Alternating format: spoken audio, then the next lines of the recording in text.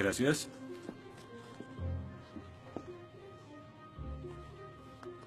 Disculpe, señor... Wheaton. Josh Wheaton. Señor Wheaton, ¿le pasa algo? No puedo hacer esto. No puedo hacer lo que pide, soy cristiano. No, no se preocupe, aún puede regresar a su dormitorio, arrodillarse y orar al lado de su cama si quiere. Lo que haga con su vida es su problema, pero lo que haga aquí en la clase es el mío. Yo no puedo. Muy bien, señor Wheaton. Déjeme explicarle la alternativa. Si no puede admitir que Dios está muerto para el propósito de esta clase, entonces tendrá que defender la antítesis de que Dios no está muerto y será enfrente de la clase, en el atril. Y si falla, que de hecho lo hará, perderá esta sección que equivale al 30% de la nota final de este curso. ¿Lo acepta? ¿Quién decide si gano o pierdo la discusión? Pues yo lo haré. Es mi clase. Yo dirijo. La evaluación es mi privilegio. Con todo respeto, pero no creo que sea objetivo. ¿Y qué es lo que propone? Bien... ¿y qué tal ellos? Bien, es interesante, pero ¿por qué darles el poder a ellos? Ya los convenció. Lo que debo hacer es desconvencerlos, para que admitan su error.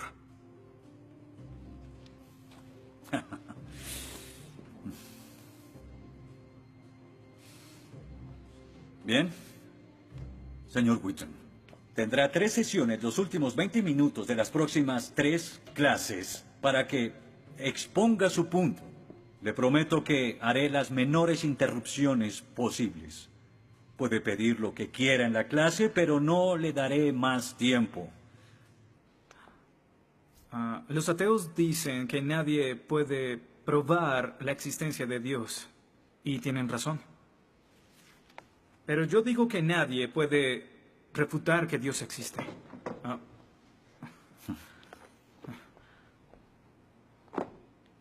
Pero la única forma de debatir este asunto es observando la evidencia disponible. Y es lo que vamos a hacer. Pondremos a Dios en un juicio. Con el profesor Radisson como fiscal y yo como el abogado defensor. Y ustedes como el jurado.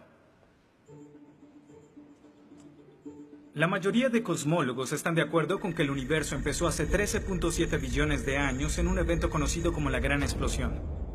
Ahora, analicemos la descripción del físico ganador del premio Nobel Steven Weinberg de cómo habría sido la Gran Explosión y, ya que él es ateo, podemos estar seguros de que no hay ninguna inclinación religiosa en su descripción. Al principio, hubo una explosión y en 3 minutos, 98% de la materia que hay o habrá se produjo.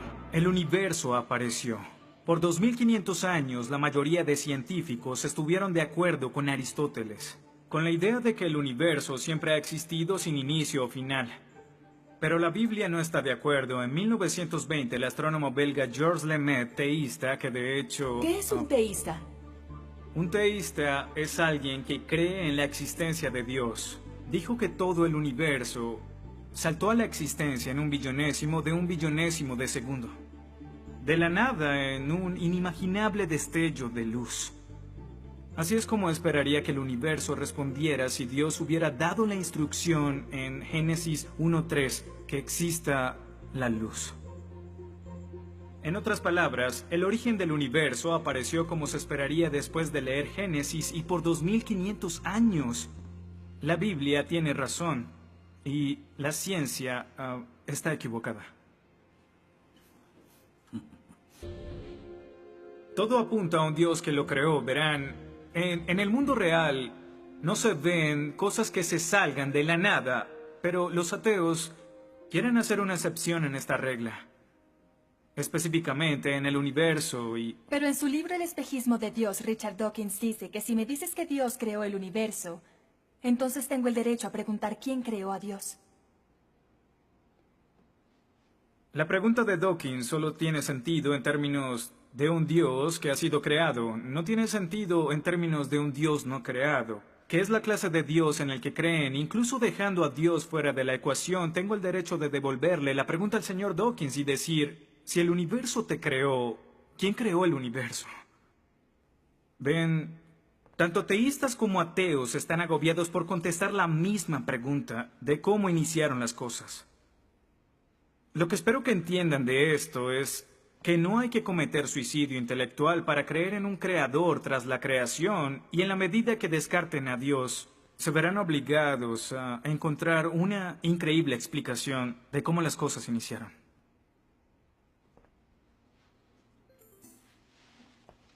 Me imagino que estás satisfecho con tu presentación.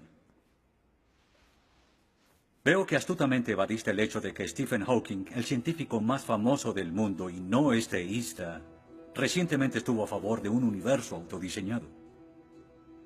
No lo evadí, simplemente... Simplemente no lo sabías. Bien, veamos lo que el profesor Hawking, profesor lucasiano de física de Cambridge, quien ahora ocupa la silla usada por Sir Isaac Newton, tiene que decir sobre el origen del universo. Y cito: ya que hay una ley como la gravedad, el universo puede y se creará de la nada. Creación espontánea es la razón. Hay algo en lugar de nada. Por eso es que el universo existe. Nosotros existimos. No es necesario invocar a Dios para tener al universo en movimiento. Final de la cita. Nunca ibas a mencionar su comentario, pero su opinión se mantiene. ¿Qué respondes?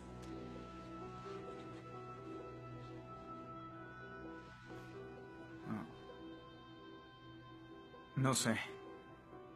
¿No sabes? Pinché el globo de todo tu argumento con un solo alfiler y... ¿tú no lo sabes? Oh. Señor, me gustaría decirle que tengo la respuesta perfecta, pero no quebranta mi fe. Oh, ok. Así que el más grande cerebro científico de toda la historia dice que Dios no es necesario, pero un estudiante de primer semestre dice, oh, sí lo es. Wow, ¿sabes? Va a ser una decisión muy difícil. Pues estaré pendiente la próxima semana. Se acabó la clase.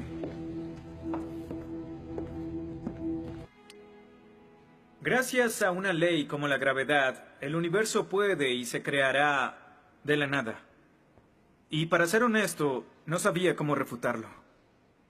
Después de todo, es cierto que Hawking es un genio. Pero el profesor John Lennox, quien enseña matemáticas y filosofía, ha demostrado que no hay ni uno ni dos, sino 3 errores de lógica en esa simple frase y se reduce a un razonamiento circular. Hawking básicamente está diciendo que el universo existe porque necesitaba existir, y como el universo necesitaba existir, se creó a sí mismo. Es como si les dijera que la carne enlatada es la mejor que haya existido porque en toda la historia no hay comida que sea mejor.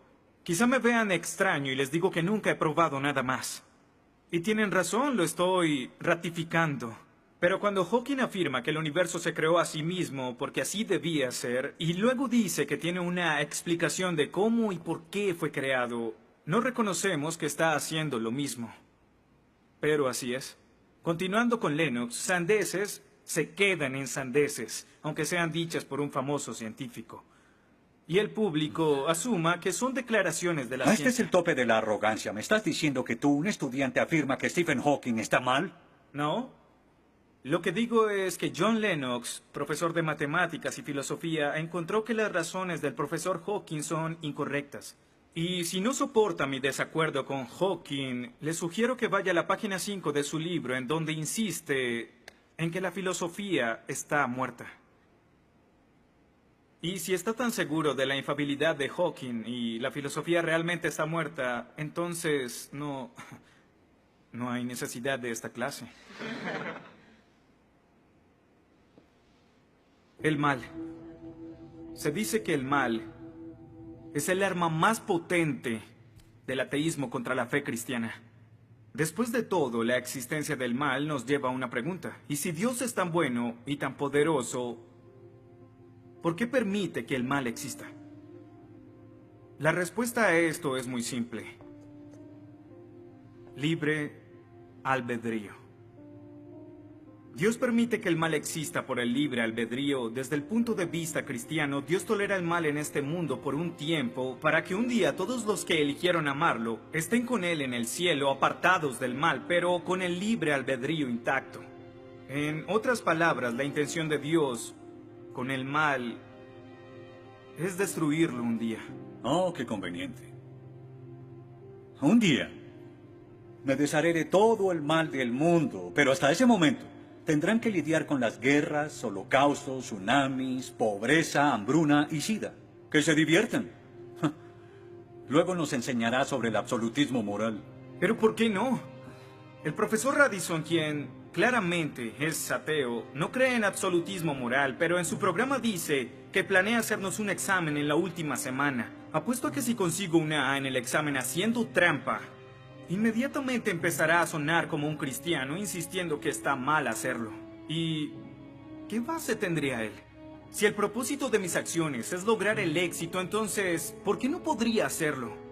Para los cristianos, el punto de la moralidad, lo que constituye lo bueno y lo malo, es una línea directa que nos conduce hacia Dios. Oh, estás diciendo que necesitamos a Dios para ser morales, que una moral atea no es posible. No, pero sin Dios no hay una razón para ser moral. No habría un estándar para el comportamiento moral. Para los cristianos, mentir, robar, hacer trampa en un examen para lograr una calificación que no merezco está prohibido. Pero si Dios no existiera, según Dostoyevsky, este es el punto. Ahora, si Dios no existe, entonces todo es permitido. Y no solo es permitido, sino sin sentido. Si el profesor Radisson tiene razón, entonces nuestra lucha, nuestro debate, lo que decidamos aquí no tiene sentido. Nuestras vidas, nuestras muertes no serán diferentes a las de un pez dorado. Oh, qué ridiculez. Después de toda tu charla, ¿quieres decir que solo hay una opción? Creer o no creer. Así es. Eso es todo. De eso se trata todo. La diferencia entre su posición y la mía es que usted les quitó su elección. Les exigió que eligieran la casilla marcada con no creo. Sí, porque quiero liberarlos. Porque la religión es como un virus mental que los padres han heredado a sus hijos. Y el cristianismo es el peor de todos. Lentamente se mete en tu vida cuando estás débil, enfermo o indefenso. ¿La religión es una enfermedad? Sí. Sí, infecta todo. Es la enemiga de la razón. ¿Razón? Profesor, usted dejó la razón hace mucho tiempo. Lo que nos está enseñando aquí no es filosofía, ni siquiera es ateísmo. Lo que nos está enseñando aquí es antiteísmo. No es suficiente. Necesita que todos no creamos como usted. ¿Por qué no admites la verdad? ¿Quieres enredarlos en tu primitiva superstición? Lo que quiero es que tomen su propia decisión. Eso es lo que Dios No sabes quiere. cuánto voy a disfrutar reprobándote. Pero ¿a quién realmente quiere reprobar, profesor? ¿A mí? ¿O a Dios?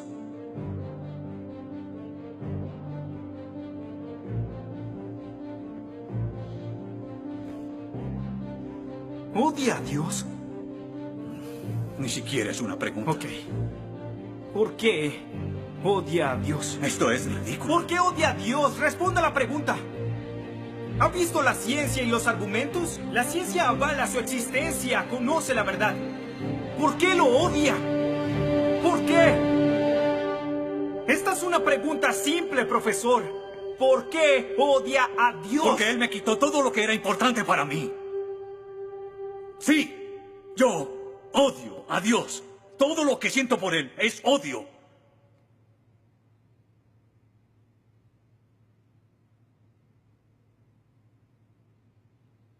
¿Cómo puede odiar a Dios si no existe?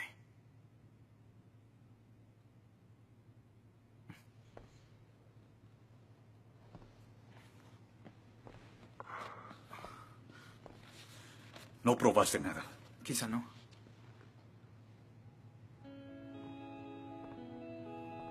Ellos deben elegir.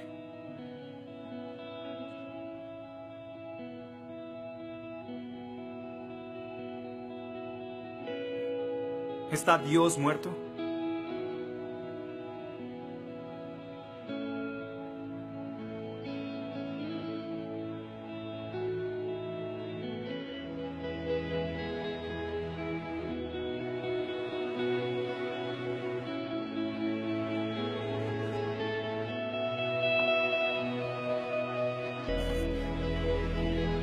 Dios no está muerto. Dios no está muerto. Dios no está muerto. Dios no está muerto. Dios no está muerto. Dios no está muerto. Dios no está muerto. Dios no está muerto. Dios no está muerto. Dios no está muerto.